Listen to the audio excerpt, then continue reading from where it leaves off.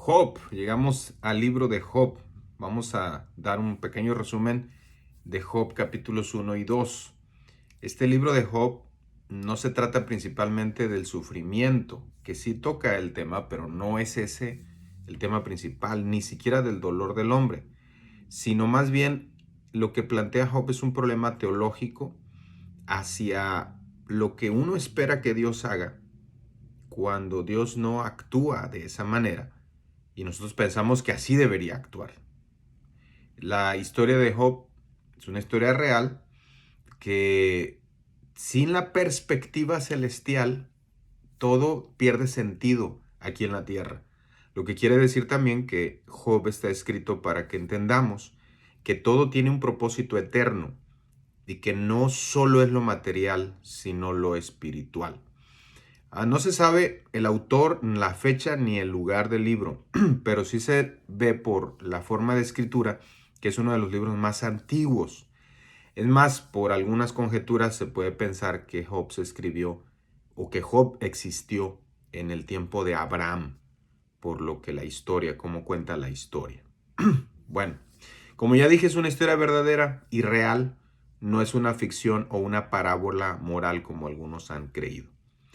Habiendo dicho esto, empezamos. Capítulo 1, Job soporta su pérdida. De los versículos 1 al 5 se nos da el escenario real.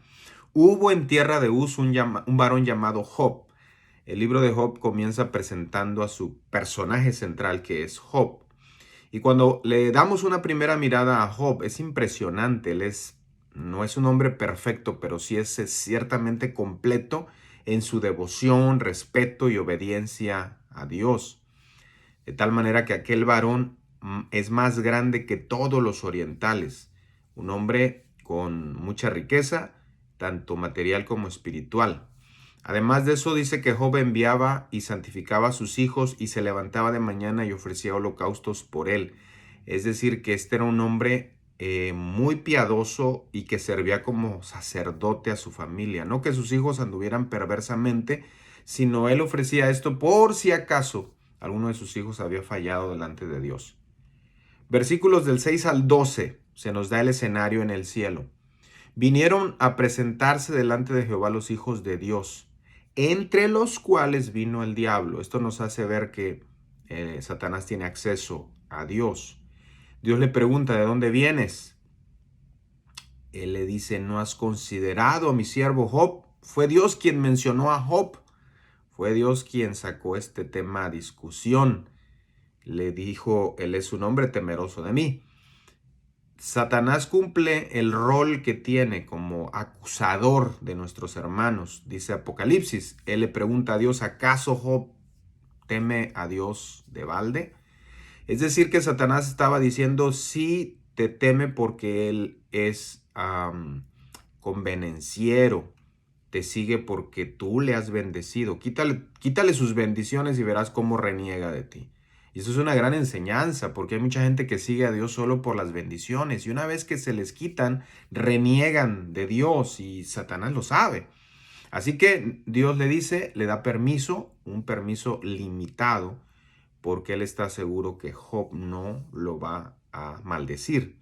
Versículos del 13 al 19 se nos narran las trágicas y repentinas pérdidas de Job. Bueyes, criados, ovejas, camellos, hijos e hijas, todo perdió en un día.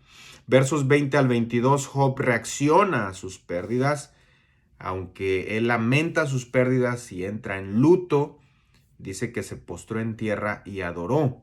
Además dijo, Jehová dio y Jehová quitó, sea el nombre de Jehová bendito.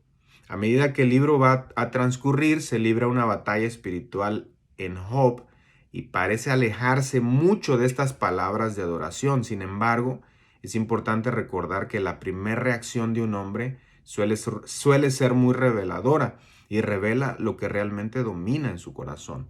Estamos impresionados con el compromiso inquebrantable de Job con Dios. Cualquiera de nosotros pudo haber blasfemado, pero no Job.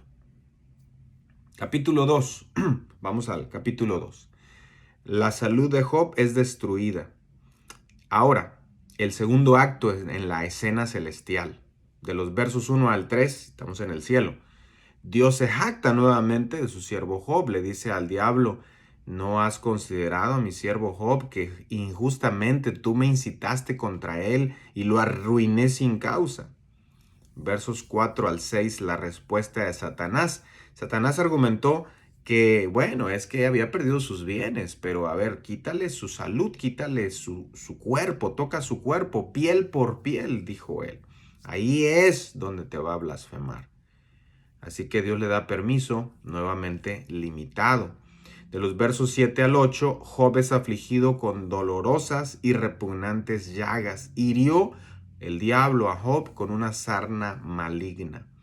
Aquí podemos ver que el diablo tiene ese poder de enfermar, de causar males, de causar daño. Sin embargo, vemos que ese poder está limitado al permiso de Dios. Y tomaba Job un tiesto para rascarse con él. Job lidió con su dolorosa aflicción lo mejor que pudo y luego se sentó en un lugar de lamento. Versículos del 9 al 10 se nos dice que Job mantiene su integridad ante su esposa. ¿Aún retienes tu integridad? Maldice a Dios y muérete. A veces somos muy duros con la expresión de la esposa, sin embargo debemos recordar que también la esposa de Job perdió sus hijos y sus bienes. Sin embargo, Job le dice: como suele hablar cualquiera de las mujeres fatuas, has hablado. ¿Recibiremos de Dios el bien y el mal no lo recibiremos? Hasta aquí Job se guarda intachable delante de Dios y contesta de una manera muy sabia. Y de los versículos 11 al 13, el consuelo de los amigos de Job. Allí ya aparecen 3 nombres y 3 amigos que van a acompañarlo en todo el libro: Elifaz, Bildad y Zofar. Estos hombres vinieron a Job en su hora de necesidad. Cuando lo vieron se dolieron. Sin embargo, al estar enfrente de él no pudieron decir nada. Tanto era el dolor de Job y tanto era el dolor de sus amigos que dice que se sentaron con él por 7 días y 7 noches y ninguno hablaba palabra. No ofrecieron ninguna declaración excepto por su presencia compasiva.